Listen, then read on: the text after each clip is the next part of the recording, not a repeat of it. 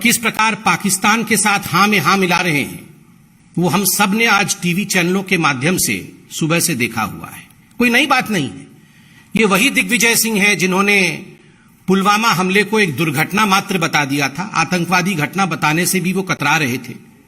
ये वही दिग्विजय सिंह है जिन्होंने कहा था 26/11 तो आरएसएस की साजिश है, और किस प्रकार से उस समय पाकिस्तान को क्लीन चिट देने का प्रयास किया था।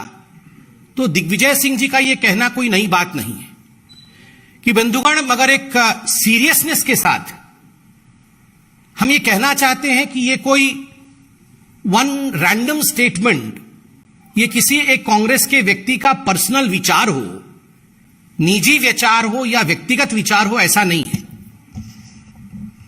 कुछ दिनों पहले हमने एक टूल किट के विषय में भी जिक्र किया था। ये सारा जो आप देख रहे हैं, ये सारा उस टूल किट का हिस्सा है। All this is part of the tool kit of Congress party. Bharat को किस प्रकार से अपदस्थ करना है, हिंदुस्तान के खिलाफ किस प्रकार से बोलना है, मोदी जी के खिलाफ किस प्रकार जहर उगलना है, भले उसके लिए पाकिस्तान, चीन इत्यादि से समर्थन क्यों ना लेना पड़े, यह सारा कुछ कांग्रेस के उस टूल किट का हिस्सा है, जिस टूल किट के विषय में भारतीय जनता पार्टी ने खुलासा भी किया था और हमारे तमाम बड़े नेताओं ने कांग्रेस का पर्दाफाश किया था। बंधुगण, इस क्लब हाउस में हम देखते हैं कि पाकिस्तान का एक पत्रकार, पाकिस्तान का एक जर्नलिस्ट किस प्रकार से मोदी जी के हटने के बाद भारत की सत्ता क्या होगा, भारत के सत्ता का पॉलिसी कैसा होगा, कश्मीर पॉलिसी कैसा होगा, इस पर सवाल पूछता है। आप खुद बताइए, आप में से यदि कोई उसमें मौजूद होता, आपसे यह सवाल पूछा जाता, तो स्वाभाविक है हम में से कोई भी व्यक्ति उस पत्रकार को कहता, अरे भाई पत्रकारिता तो ठीक है, हमारे यहां सरकार कब परिवर्तित होगी, कैसे परिवर्तित होगी, इसमें आपको नाक घुसाने की आवश्यकता क्या है, इस विषय में आपको व्यक्तिगत रूप से इंटरफियर करने की आवश्यकता क्या है, आप तो पाकिस्तानी हैं। मगर नहीं, दिग्विजय सिंह जी उन्हें धन्यवाद देते हैं, थैंक यू, थैंक यू कहने के बाद दिग्विजय सिंह जी ओब्लाइज करते हैं और उत्तर देते हैं कि अगर मोदी जी हट जाते हैं सत्ता से, तो जो कश्मीर पॉलिसी होगी उसके अंतर्गत कांग्रेस की जो सरकार आएगी वो आर्टिकल 370 को फिर से रिवोक कर देगी, अर्थात आर्टिकल 370 को, 370 को जम्मू कश्मीर में पुनः स्थापित करेगी। आप सोचिए जरा, ये दो चीजें दर्शाता है। एक तो कांग्रेस का पाकिस्तान के साथ सांठगांठ, कांग्रेस का पाकिस्तान के साथ खड़ा होना, दोनों के विचार एक जैसे हैं, कांग्रेस और पाकिस्तान के विचार एक जैसे।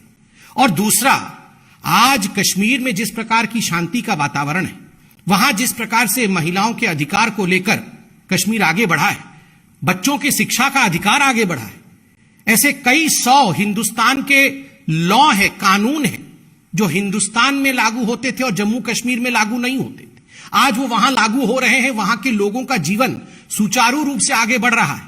उसके खिलाफ भी कांग्रेस एक वातावरण तैयार करना चाहती है। बंधुगण, एक पैटर्न है, आप अगर डॉट्स को ज्वाइन करेंगे तो आप देखेंगे आज जो दिग्विजय सिंह जी ने कहा है, मुझे तो पूरा शक है कि यह पूरा का पूरा स्टेज मैनेज था। उस पत्रकार को दिग्विजय सिंह या कांग्रेस पार्टी के किसी बड़े नेता ने ही कहा होगा कि यह सवाल आप पूछना, ऐसा नहीं है कि उसने कोई रैंडम सवाल पूछ लिया, यह सब स्टेज मैनेज होता है, यह टूल किट का हिस्सा है। कहा गया होगा यह सवाल पूछना और उसके बाद बताया गया होगा, क्योंकि एक बहुत बड़ा पैटर्न है। मैं एक एक करके वो पैटर्न आपको गिनाता हूं।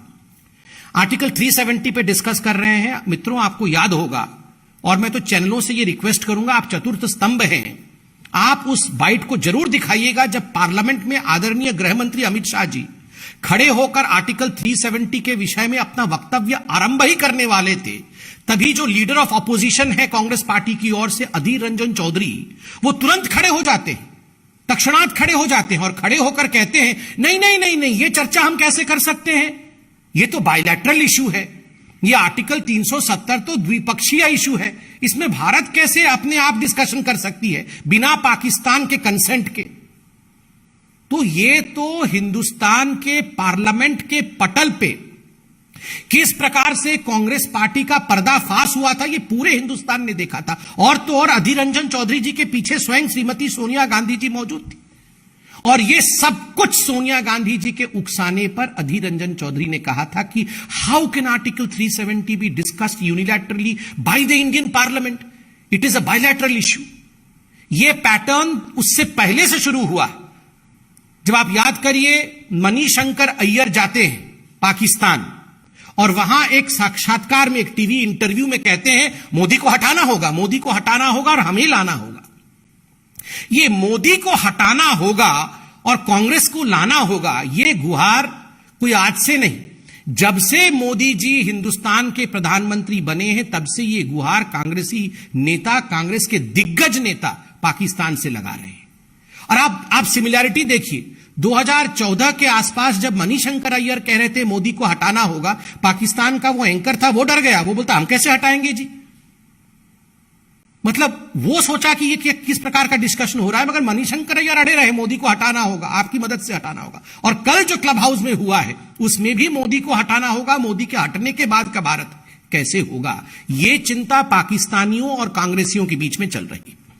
बंधुगण, ये वही मणिशंकर अय्यर भी हैं। आप याद करिए, हम जम्मू कश्मीर के विषय में बात कर रहे हैं। विगत अगस्त के महीने में ये वही मणिशंकर अय्यर है जिसने कश्मीर और जम्मू को कंपेयर किया था फिलिस्तीन के साथ, कि हिंदुस्तान ने जम्मू कश्मीर को फिलिस्तीन बना दिया है। ये किस प्रकार का संदेश पूरे विश्व में भेजते हैं। और इन सबके सरगना, चाहे वो दिग्विजय सिंह हो, चाहे वो मणिशंकर अय्यर हो, ये सबके सरगना है आदरणीय राहुल गांधी जी। राहुल गांधी जी, आपको याद होगा, आर्टिकल 370 जब एब्रोगेट हुआ था, उसके बाद उन्होंने 25 अगस्त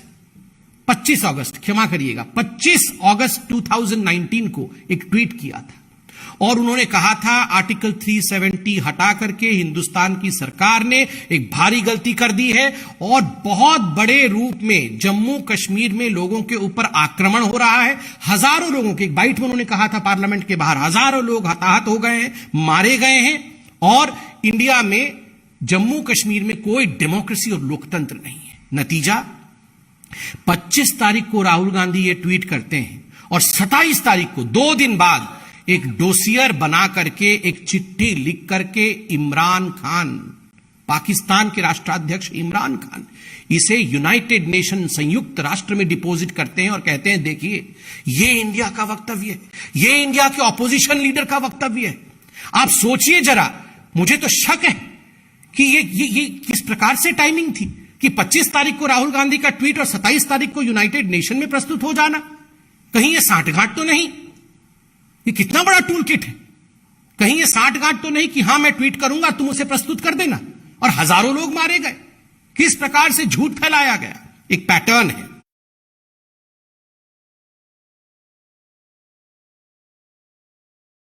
जज्बा दिखाया था और एयर स्ट्राइक और सर्जिकल स्ट्राइक किया था। उस समय सर्जिकल स्ट्राइक को फर्जिकल बताने का काम और उसे खून की दलाली बताने का काम किया था। ये वही राहुल गांधी है। और राहुल जी, मैं तो सवाल आप ही से पूछूंगा, आपके पुराने ट्वीट्स निकाल के लाया हूं। ये एक ट्वीट है 13 तारीख का, 13 फरवरी 2020 का। उसमें उन्होंने कोरोना को लेकर राहुल गांधी जी ने एक ट्वीट किया था, आप देख सकते हैं, जिसमें जम्मू कश्मीर को पाकिस्तान का हिस्सा दिखाया था। राहुल गांधी जी, ये क्या हो रहा है?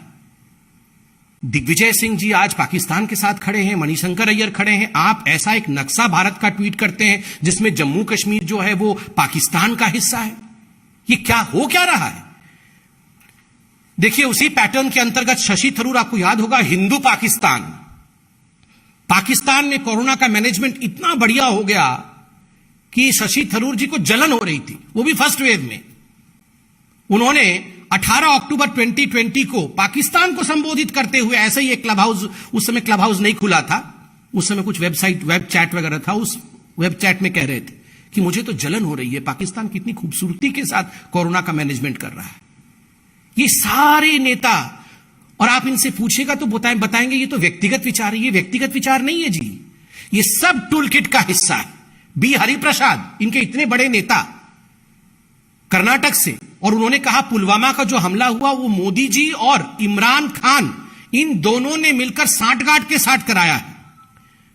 और तो और ये जो कांग्रेसी हैं, इन्होंने जाके टर्की में किस प्रकार से एक ऑफिस खोला, ये आपने देखा था, और वहां जाके यूसुफ खान को अपना अध्यक्ष बनाया था टर्की में ऑफिस, यहां का तो ऑफिस का कोई अध्यक्ष है नहीं, वहां पर अध्यक्ष लगा के बैठाया हुआ था। ओसामा जी, हाफिज सईद जी, ये सब तो आप जानते ही हैं।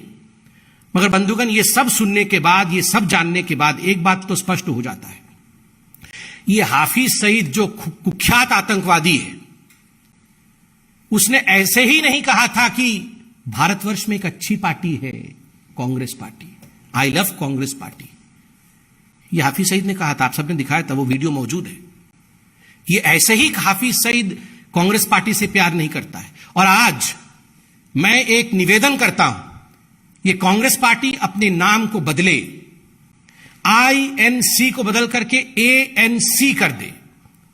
ये अपने आप को INC कहती है, आज मैं कहता हूं ये अपने आप को ANC कहे, एंटी नेशनल क्लब हाउस।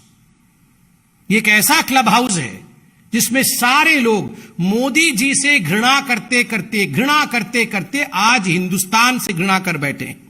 ये वही कांग्रेस पार्टी है जिसमें पी चिदम्बरम कह रहे थे कि आर्टिकल 370 इसलिए हटाया गया क्योंकि जम्मू कश्मीर जो है वो मुस्लिम बाहुल्य क्षेत्र है।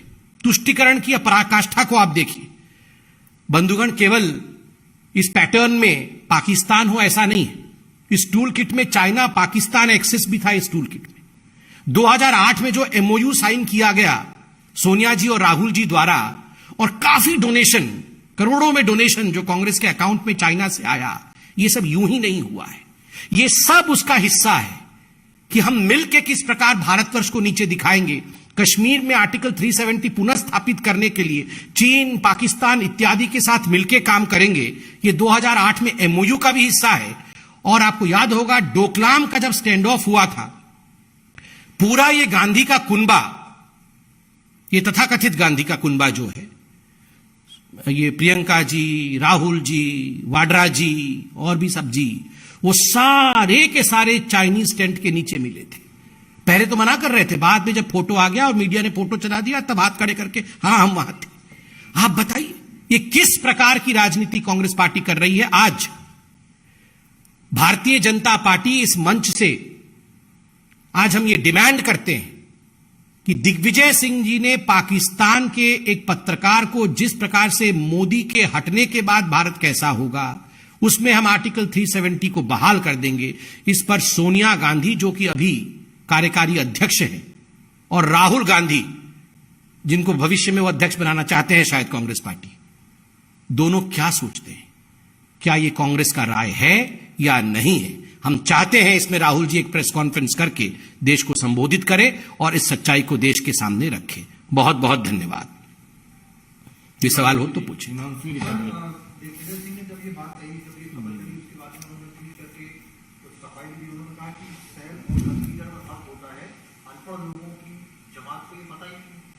ये क्या शैल कंसिडर, क्या अंग्रेजी, वो अंग्रेजी के मास्टर बने हुए हैं। देखिए शैल कंसिडर कुछ नहीं होता है।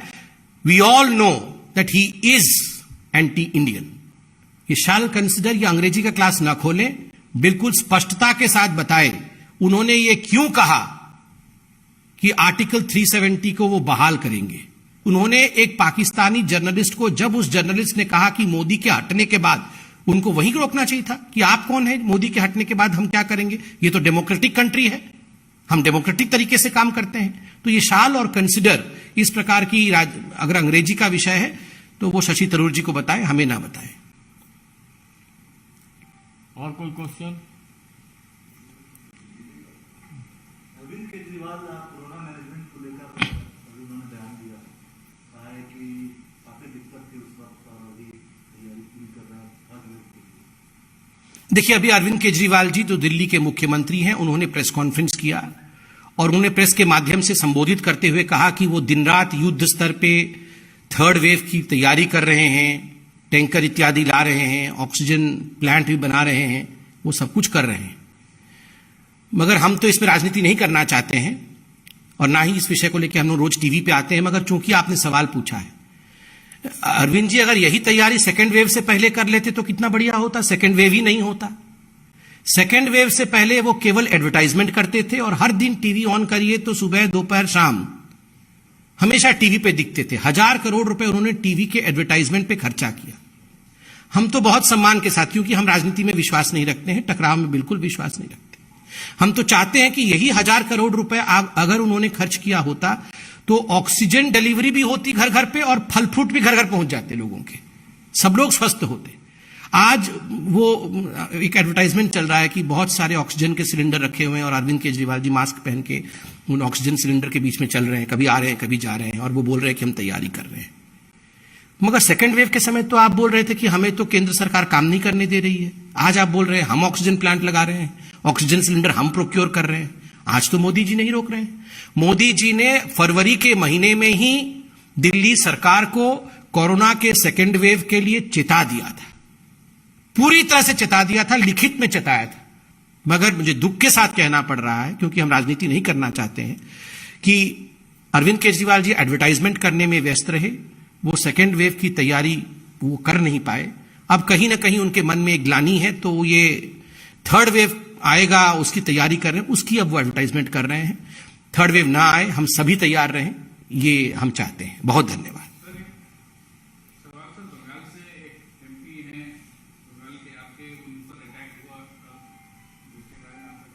देखिए, जलपाईगुड़ी के हमारे सम्मानित एमपी राय साहब के ऊपर जिस प्रकार का हमला हुआ है और जिस प्रकार की विभत्स दृश्य हम टेलीविजन और सोशल मीडिया के माध्यम से उनके देख पा रहे हैं, हमारे नेता उनके संपर्क में हैं, वो और उनके परिवार सुरक्षित रहें, उसके कारण से पार्टी चिंतित भी है और पार्टी उसमें लगी हुई है। मगर दुख का विषय है, जो ममता बनर्जी ममत्व के विषय में कहती है, मां माटी मानुष के विषय में बात करती है, आज जो अमानवीय चरित्र टीएमसी का हम ग्राउंड में देख पा रहे हैं, जमीन पर देख पा रहे हैं, कार्यकर्ताओं की हत्या हो रही है, राजनीतिक वायलेंस हो रहा है, वो आज संपूर्ण हिंदुस्तान देख रहा है। बंगाल की जनता और हिंदुस्तान की जनता इसे क्षमा नहीं करेगी। हिंदुस्तान में किसी प्रकार के राजनीतिक हिंसा के लिए कोई स्थान नहीं है। धन्यवाद। कहा गया, उनके मन से कल कहा गया कोई भाजपा नहीं रहेगा। हाँ, उनके मन से भी बिल्कुल सही कह रहे हैं संजय जी। कल जब हम सब ने ममता बनर्जी जी को टीवी पे देखा, उन्होंने खुद ही कहा था कि आगे ऐसा समय आएगा कि कोई भाजपा रहेगा नहीं बंगाल में। तो वो तो चुनाव से पहले भी धमकी दे रही थी कि जिस दिन मेरा समय आएगा मैं तो छोड़ने वाली हूं नहीं, और आज फिर से कह रही हैं कि भाजपा रहेगा नहीं, मैं रहने दूंगी नहीं। बस हाथ जोड़ के इतना निवेदन है कि यह देश शांतिप्रिय देश है, इसमें लोगों की हत्या करना, आप सोचिए अगर सांसद के ऊपर इस प्रकार का हमला हो रहा है तो आम कार्यकर्ताओं के ऊपर जिस प्रकार की हमलाएं हो रही होंगी वो आप सोच सकते हैं। एक गवर्नर तक को छोड़ा नहीं जा रहा है, सांसद को छोड़ा नहीं जा रहा है, तो लोगों के ऊपर क्या हो रहा होगा। बहुत बहुत धन्यवाद। जी हिमांशु जी।